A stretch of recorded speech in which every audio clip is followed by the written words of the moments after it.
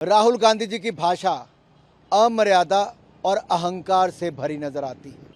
अब तो लगता है राहुल गांधी जी का पालन पोषण और संस्कार, इस पे प्रश्न चिन्ह उठने लगे हैं।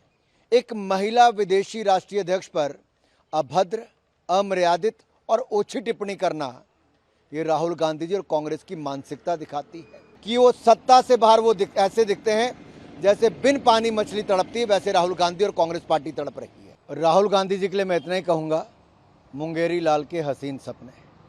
जनता ने जिनको 3 बार नकारा, अब वो गाली गलौज पर उतर आए हैं, ओछी राजनीति पर उतर आए हैं।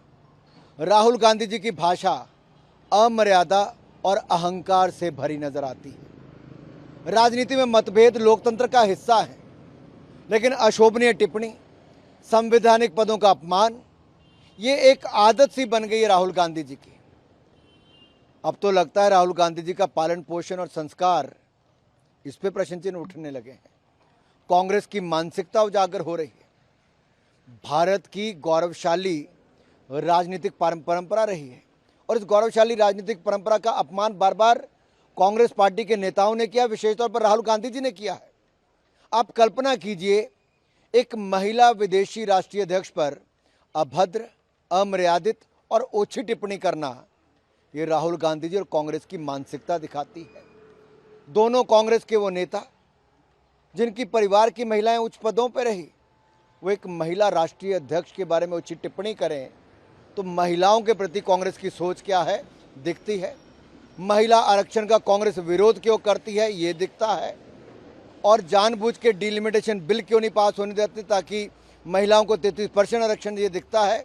लेकिन अब विदेशी महिला राष्ट्रीय अध्यक्ष पर अभद्र टिप्पणी करना, अमर्यादित टिप्पणी करना, ये इनके चरित्र को दिखाता है, इनके पालन पोषण को, इनके संस्कारों को दिखाता है।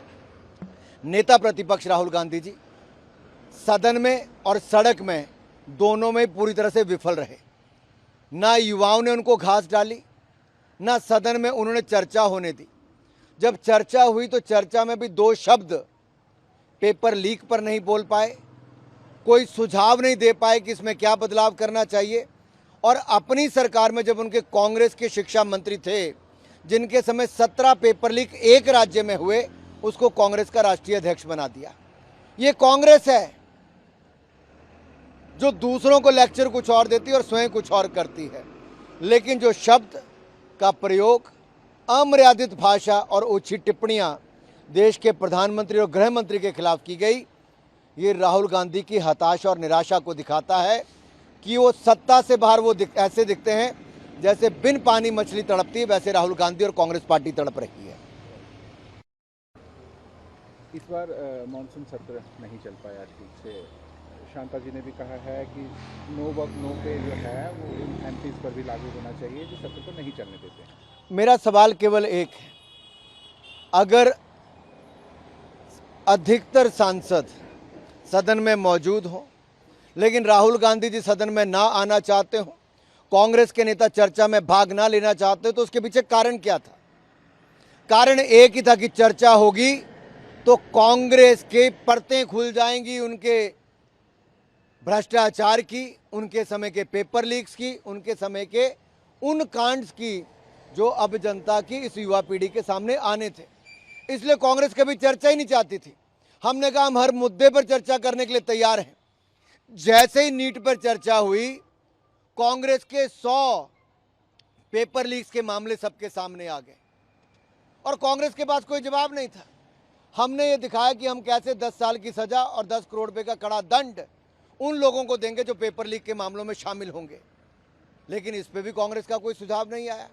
अब सवाल ये खड़ा होता है कि केवल अफवाह फैलाना, भ्रम फैलाना, झूठे आरोप लगाना, यही अगर कांग्रेस की राजनीति रह गई है और उसके लिए आप 800 सांसदों को सदन में ना बोलने दो, तो एक तरह से रैंसम पर कांग्रेस ने पूरे सदन को डाल के रखा। ये राहुल गांधी और कांग्रेस पार्टी का अहंकार खुलकर दिखता है। राहुल गांधी कांग्रेस लीडर को हक करते हैं और कहते हैं कि ये पीएम का विदेश नीति है और उनका सही। मैं इतना ही कहूँगा, अगर मोदी जी को दुनिया भर के नेता गले लगाते हैं तो ये भारत की स्वीकार्यता है, भारत का स्वागत है। इसलिए भारत का सम्मान दुनिया भर के देशों में बढ़ा है। और अगर कांग्रेस के टाइम पे दुनिया भर के देश उनसे पीछा छुड़ाना चाहते थे, तो क्योंकि फ्रेजाइल 5 इकोनॉमीज में भारत का नाम कांग्रेस के भ्रष्टाचार के कारण आया, लड़खड़ाती चरमराती अर्थव्यवस्था कांग्रेस ने खड़ी की। दुनिया भारत को उस समय आकर्षण का केंद्र नहीं मानती थी, आज दुनिया भारत को आकर्षण का केंद्र मानती है।